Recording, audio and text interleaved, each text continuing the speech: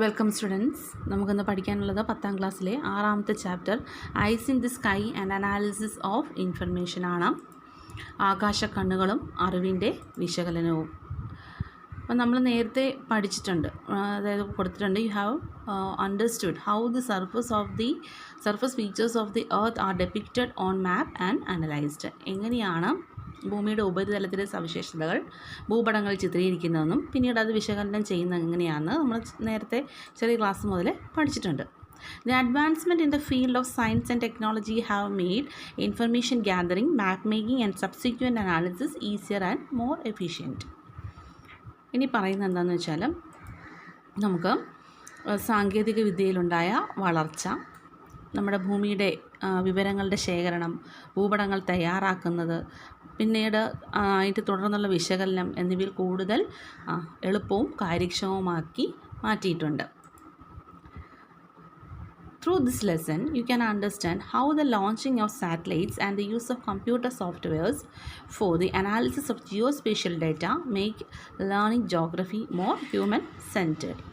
അപ്പോൾ ഈ ചാപ്റ്ററിൽ നമുക്ക് പഠിക്കാനുള്ളതെന്ന് വെച്ചാൽ, നമ്മുടെ ആർട്ടിഫിഷ്യൽ സാറ്റലൈറ്റ്സ്, കൃത്രിമ ഉപഗ്രഹങ്ങളും അവയുടെ ലോഞ്ചിങ്ങും നമ്മുടെ ഭൗമ വിവര വിശകലനത്തിലുള്ള കമ്പ്യൂട്ടർ സോഫ്റ്റ്വെയറുകളുടെ ഉപയോഗവും എങ്ങനെയൊക്കെയാണ് നമ്മുടെ ജോഗ്രഫിയുടെ പഠനത്തെ കൂടുതൽ മനുഷ്യസ്പർശിയാക്കുന്നതെന്ന് ഈ പാഠത്തിലൂടെ നമുക്ക് മനസ്സിലാക്കാനായിട്ട് സാധിക്കും. റിമോട്ട്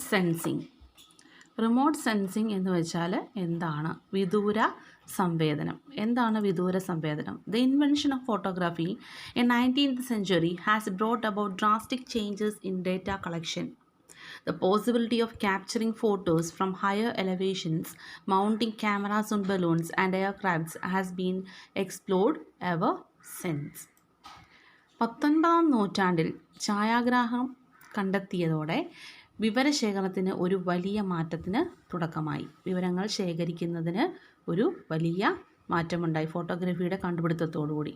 തുടർന്ന് ബലൂണുകളിലും വിമാനങ്ങളിലും ക്യാമറകൾ ഫിറ്റ് ചെയ്തിട്ട് ഉയർന്ന തലങ്ങളിൽ നിന്ന് ഫോട്ടോ എടുക്കാനുള്ള സാധ്യതകൾ ഉപയോഗപ്പെടുത്താനായിട്ട് തുടങ്ങി. ബലൂണുകളിൽ ക്യാമറ ഘടിപ്പിച്ചിട്ട് അവയിലൂടെ ബലൂൺ പറന്നു പോകുന്നതിനനുസരിച്ചിട്ട് അത് പറന്നു പോകുന്ന പ്രദേശത്തെ ചിത്രങ്ങൾ എടുക്കുക. അങ്ങനെ ഉയർന്ന സ്ഥലങ്ങളിലുള്ള ചിത്രങ്ങൾ എടുക്കുക. Data collection using satellites began in 1960. 1960കളിലാണ് സാറ്റലൈറ്റ് ഉപയോഗിച്ചിട്ടുള്ള വിവരശേഖരണം ആരംഭിക്കുന്നത്. ഉപഗ്രഹം ഉപയോഗിച്ചിട്ടുള്ള സാറ്റലൈറ്റിന് മലയാളത്തിൽ പറയുന്നത് ഉപഗ്രഹം എന്നാണ്.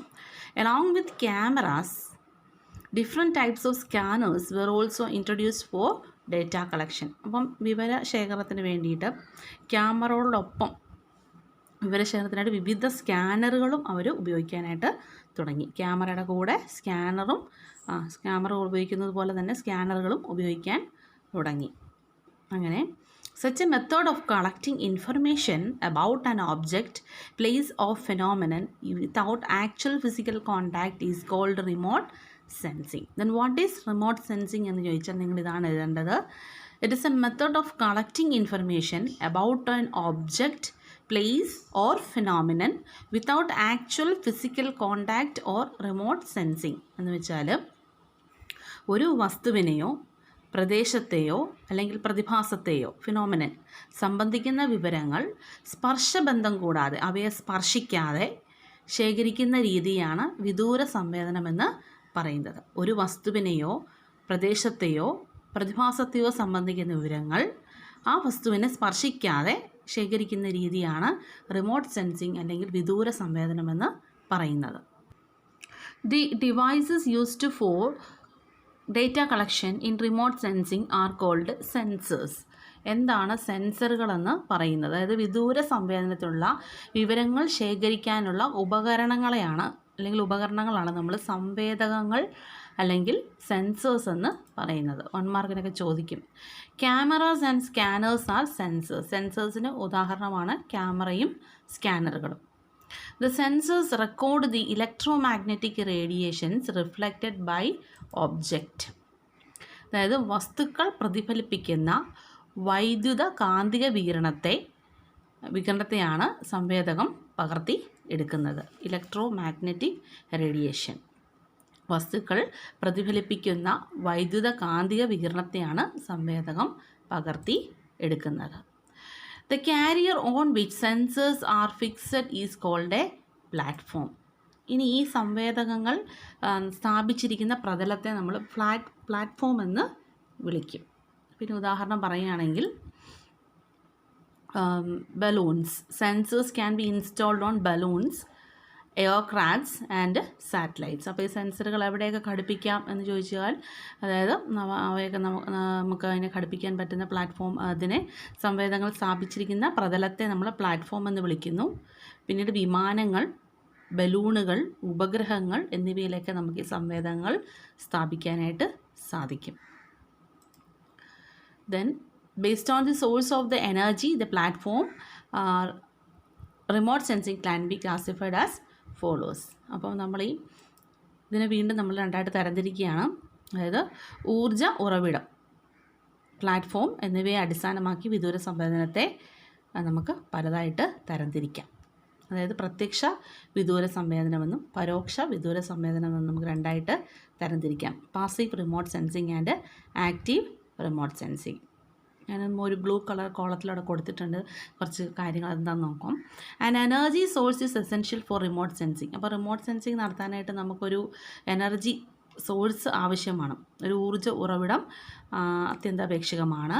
This may be the solar energy containing electromagnetic radiation on an artificial source of light. ഇതിന് വൈദ്യുത കാന്തിക വികിരണങ്ങൾ ഉൾക്കൊള്ളുന്ന സൂര്യപ്രകാശമോ അല്ലെങ്കിൽ കൃത്രിമമായി സൃഷ്ടിക്കുന്ന പ്രകാശ സ്രോതസ്സോ ആണ് ഉപയോഗിക്കുന്നത്.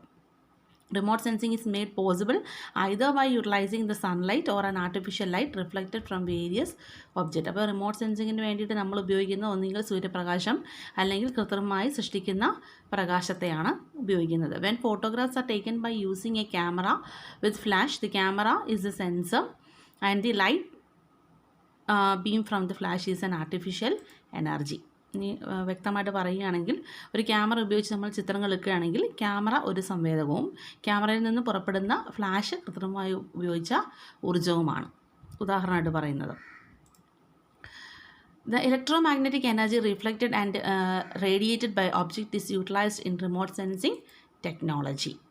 അതായത് വസ്തുക്കൾ പ്രതിഫലിപ്പിക്കുന്നതും വികിരണം ചെയ്യപ്പെടുന്നതുമായ വൈദ്യുത കാന്തിക തരംഗങ്ങളെയാണ് വിദൂര സംവേദന സാങ്കേതിക വിദ്യയിൽ ഉപയോഗിക്കുന്നത്. നിങ്ങളുടെ എക്സ്ട്രാ അറിവിന് വേണ്ടി കൊടുത്തിരിക്കുന്നതാണ്. ജസ്റ്റ് മനസ്സിലാക്കിയാൽ മാത്രം മതി, കാണാതൊന്നും പഠിക്കേണ്ട. നമുക്കിനി മെയിനായിട്ട് പഠിക്കാനുള്ളത് നമ്മളുടെ classification of remote sensing based on the source of energy. 2 types, passive remote sensing and active remote sensing. അതെന്താണെന്ന് നോക്കാം. നമ്മൾ പറഞ്ഞത് based on the source of energy and the platform, remote sensing can be classified as follows. First one, classification of remote sensing based on the source of energy. എനർജിയുടെ അടിസ്ഥാനത്തിൽ remote സെൻസിങ്ങിനെ നമ്മൾ source of എനർജിയുടെ അടിസ്ഥാനത്തിൽ രണ്ടായിട്ട് തരംതിരിക്കുന്നു. ഒന്ന് passive remote sensing, രണ്ടാമത്തേത് active remote sensing. Then what is passive remote sensing? ഇത് എക്സാമിന് ചോദിക്കാറുള്ളതാണ്, പഠിക്കണം, ഇമ്പോർട്ടൻ്റ് ആണ്. Remote sensing is carried out with the help of solar energy is known as passive remote sensing. Here the sensors do not emit energy by itself. അവിടെ ചിത്രം നോക്കുക.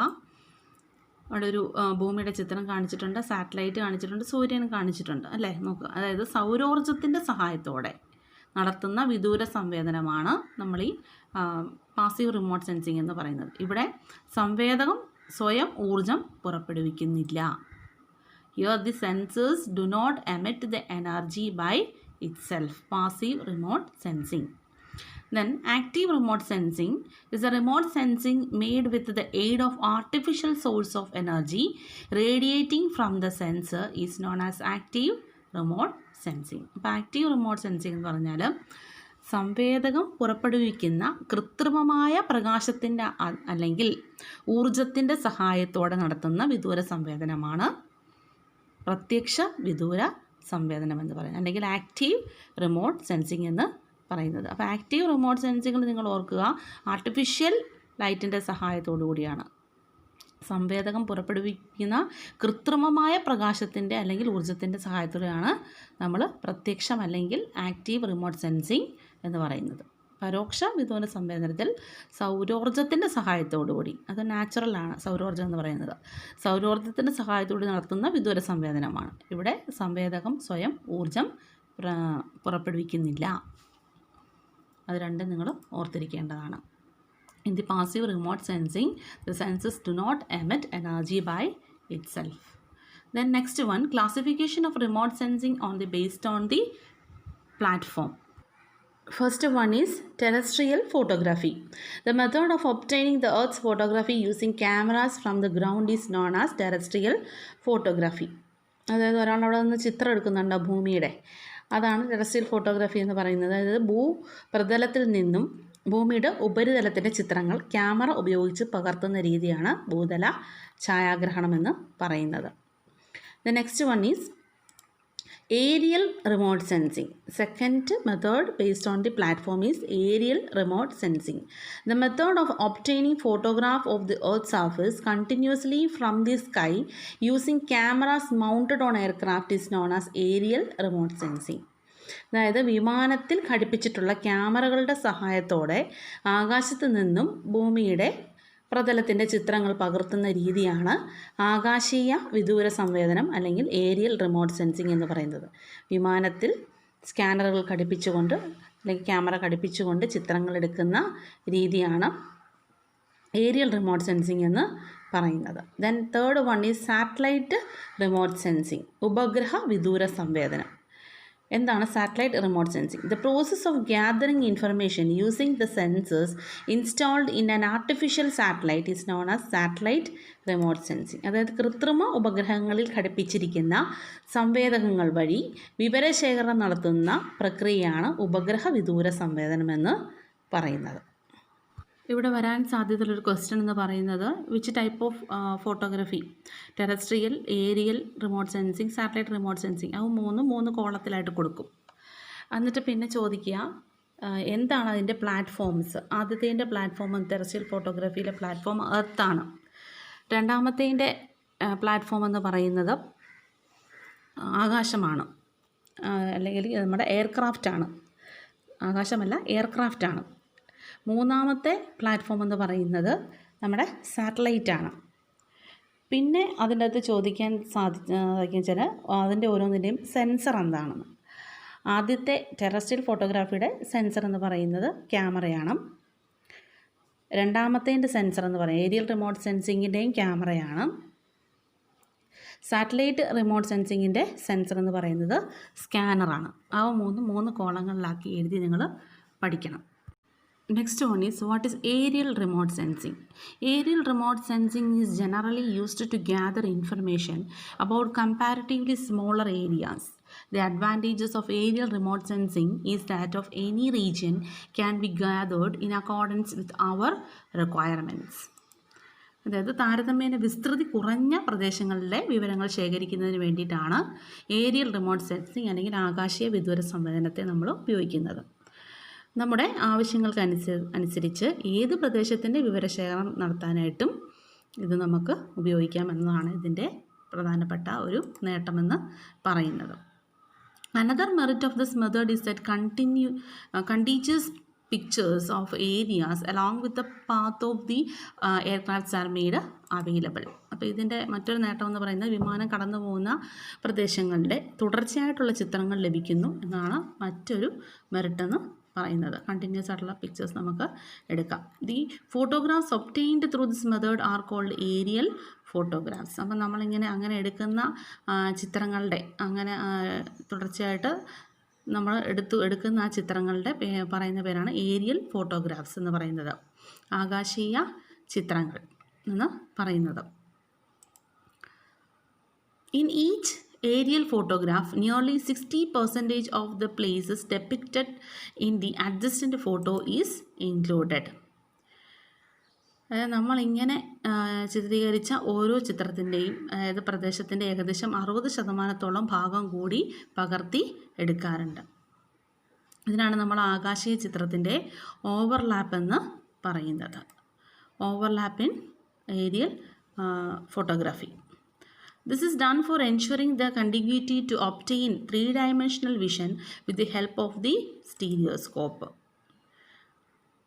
അപ്പോൾ നമ്മൾ എന്തിനാണ് ഇങ്ങനത്തെ ചിത്രം എടുക്കുന്നതെന്ന് ചോദിക്കുകയാണെങ്കിൽ നമുക്ക് ആ ചിത്രത്തിൻ്റെ തുടർച്ചയായിട്ടുള്ള അപ്പം ഓരോ ചിത്രത്തിൻ്റെ സ്റ്റീരിയോസ്കോപ്പിലൂടെ നോക്കുമ്പോഴത്തേക്കിനും അതിൻ്റെ തുടർച്ച ലഭിക്കാൻ വേണ്ടിയിട്ടാണ് നമ്മൾ ആ ചിത്രം അങ്ങനെ എടുക്കുന്നത്. ഒന്നുകൂടി വ്യക്തമായിട്ട് പറയുകയാണെങ്കിൽ തുടർച്ച നിലനിർത്തുന്നതിനും സ്റ്റീരിയോസ്കോപ്പിൻ്റെ സഹായത്തോടുകൂടി ത്രിമാനതല വീക്ഷണം ലഭ്യമാക്കുന്നതിന് വേണ്ടിയിട്ടാണ് ഓരോ ആകാശീയ ചിത്രത്തിന് തൊട്ട് മുമ്പ് ചിത്രീകരിച്ച പ്രദേശത്തിൻ്റെ ഏകദേശം 60% ഭാഗം കൂടി നമ്മൾ പകർത്തി എടുക്കുന്നത്. ഇതിനെ നമ്മൾ ആകാശീയ ചിത്രങ്ങളിലെ ഓവർലാപ്പ് എന്ന് വിളിക്കുന്നു. ആകാശീയ ചിത്രങ്ങളിലെ ഓവർലാപ്പ് എന്ന് വിളിക്കുന്നു. This is called overlap in aerial photographs. In each aerial photograph, nearly 60% of the places depicted in the adjacent photo is included. This is done for ensuring contiguity to obtain the three-dimensional vision with the help of the stereoscope. This is called overlap in aerial photographs. ആ ചിത്രം കാണുമ്പോൾ നിങ്ങൾക്ക് മനസ്സിലാവും. ഈ triangle ഷേപ്പിലുള്ള ചിത്രങ്ങൾ നോക്കുക. മേളിൽ ക്യാമറയുടേതാണ് കാണിച്ചിരിക്കുന്നത്. മേലത്തെ 3 ചെറിയ ട്രയാങ്കിൾ. അങ്ങനെ ABC എന്ന് പറഞ്ഞ 3 ട്രയാങ്കിളിലും ആദ്യത്തെ പിക്ചറാണ് എയിലെ 60% ഭാഗം ബിയിൽ വന്നിട്ടുണ്ട്. ബിയിലെ 60% ഭാഗം മൂന്നാമത്തെ ചിത്രമായ സിയിൽ വന്നിട്ടുണ്ട്. ഇങ്ങനെ ഒരു കണ്ടിന്യൂറ്റി നിലനിർത്തി പോകുന്നതിനെയാണ് നമ്മൾ ഓവർലാപ്പ് എന്ന് പറയുന്നത്. It can be seen that the photographs exhibits as much as 60% area as repetition. Major share of the areas in figure A are present in B and those in B are repeated in figure C.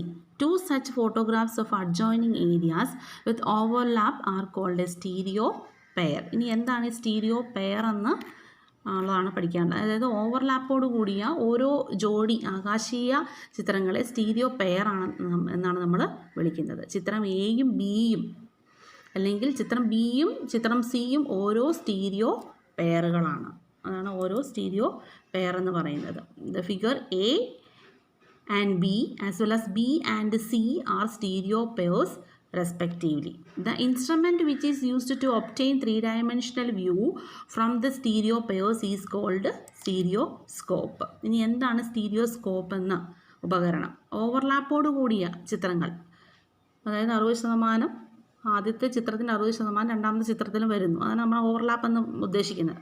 അതായത് ഓവർലാപ്പോട് കൂടിയ ആകാശ ചിത്രങ്ങളിൽ നിന്നും ത്രിമാന ദൃശ്യം എന്നുവെച്ചാൽ 3 ഡയമെൻഷനിലായിട്ട് ആ വസ്തുവിനെ കാണാൻ വേണ്ടി നമ്മൾ ഉപയോഗിക്കുന്ന ആ ഇൻസ്ട്രുമെൻറ്റിൻ്റെ പറയുന്ന പേരാണ് സ്റ്റീരിയോസ്കോപ്പ് എന്ന്. ആ ഒരു കുട്ടി ആ സ്റ്റീരിയോസ്കോപ്പിലൂടെ ചിത്രങ്ങൾ നോക്കുന്നതാണ് നമുക്ക് കാണാനായിട്ട് സാധിക്കും. അപ്പോൾ നമുക്ക് 3 ഡയമെൻഷനലായിട്ട് 3 ഡയമെൻഷനലിൽ ആ ചിത്രം കാണാനായിട്ട് സാധിക്കും. ഒരു സ്റ്റീരിയോ പെയറിനെ സ്റ്റീരിയോസ്കോപ്പിലൂടെ വീക്ഷിക്കുമ്പോൾ ഉൾപ്പെട്ട പ്രദേശത്തിൻ്റെ ത്രിമാന ദൃശ്യം നമുക്ക് ലഭ്യമാകും. ഇങ്ങനെ ലഭ്യമാകുന്ന ത്രിമാന ദൃശ്യത്തെ നമ്മൾ സ്റ്റീരിയോസ്കോപ്പ് വിഷൻ എന്നാണ് വിളിക്കുന്നത്. സച്ച് എ 3 ഡയമെൻഷണൽ വ്യൂ, അങ്ങനെ നമ്മൾ ആ നോക്കി കാണുന്ന ആ ഒരു പ്രക്രിയയാണ് നമ്മൾ പറയുന്നത് സ്റ്റീരിയോസ്കോപ്പിക് വിഷൻ എന്ന് പറയുന്നത്. ഏരിയൽ റിമോട്ട് സെൻസിങ്ങിന് അഡ്വാൻറ്റേജസ് ഉണ്ടെങ്കിൽ കൂടി അതിൻ്റേതായ ഡിസഡ്വാൻറ്റേജസും അതിനുണ്ട്. Limitations. What are the limitations of aerial remote sensing? 4 മാർക്കിൻ്റെ ക്വസ്റ്റ്യൻ എപ്പോഴും ചോദിക്കാറുള്ളതാണ്. സിമ്പിളാണ്. The shaking of the aircraft affects the quality of the photos. അപ്പം എയർക്രാഫ്റ്റിൽ വെച്ചാണ് ചിത്രങ്ങൾ എടുക്കുന്നത്. അതുകൊണ്ട് തന്നെ വിമാനത്തിലുണ്ടാകുന്ന കുലുക്കം ചിത്രങ്ങളുടെ ഗുണമേന്മയെ ബാധിക്കും. ചിത്രങ്ങൾ വ്യക്തമായിരിക്കില്ല. കുലുങ്ങുന്നത് കൊണ്ട് വ്യക്തമായിട്ട് ലഭിക്കണമെന്നില്ല. It is not practical to take photographs of regions that are vast and extensive. പിന്നെ രണ്ടാമത്തേന്ന് പറയുന്നത് വിസ്തൃതമായ പ്രദേശങ്ങളിലെ ചിത്രീകരണം പ്രായോഗികമായിട്ട് പ്രാക്ടിക്കലായിട്ട് നമുക്ക് നടത്താൻ സാധിക്കുമെന്ന് ഉറപ്പൊന്നും ഇല്ല. Aircrafts require to open space for take off and landing. അപ്പോൾ എയർക്രാഫ്റ്റ് പറന്നുയരാനും ഇറങ്ങാനും എപ്പോഴും നല്ല ഓപ്പൺ ആയിട്ടുള്ള സ്ഥലം വേണം. അത് എപ്പോഴും ലഭിച്ചെന്ന് വരില്ല. എല്ലാ സ്ഥലത്തും അത് ലഭ്യമായെന്ന് വരില്ല. നാലാമത്തേത് landing of the aircraft frequently for refuelling increases the cost. ഇപ്പം ഇടയ്ക്കിടയ്ക്ക് ഇന്ധനം നിറയ്ക്കാൻ വേണ്ടിയിട്ട് വിമാനം നിർത്തുന്നത് അധിക ചിലവുള്ള കാര്യമാണ്. ഇതൊക്കെയാണ് ഏരിയൽ റിമോട്ട് സെൻസിങ്ങിൻ്റെ ലിമിറ്റേഷൻസ് എന്ന് പറയുന്നത്. With the advent of remote sensing using artificial satellites these limitations have been overcome to a great extent. കൃത്രിമ ഉപഗ്രഹങ്ങളുടെ ഉപയോഗപ്പെടുത്തിയിട്ടുള്ള വിദൂര സംവേദനം സാധ്യമായതോടുകൂടി ഈ പോരായ്മകളൊക്കെ പരിഹരിക്കപ്പെട്ട് കഴിഞ്ഞു. ഇനി നമുക്ക് പഠിക്കാനുള്ളത് Now let us understand the method of remote sensing by artificial satellites. Artificial satellites ഉപയോഗിച്ച് റിമോട്ട് സെൻസിങ് നടത്തുന്നത് എങ്ങനെയാണെന്നാണ് നമുക്കിനി അടുത്ത ക്ലാസ്സിൽ പഠിക്കാം. നെക്സ്റ്റ് ക്ലാസ് എടുക്കുമ്പോഴത്തേക്കിന് തന്നെ അതിൻ്റെ ലിങ്ക് ഈ ക്ലാസ്സിൻ്റെ ഡിസ്ക്രിപ്ഷനിലിട്ടേക്കാം. അപ്പോൾ നിങ്ങളത് നോക്കി കാണുക. Thank you for listening.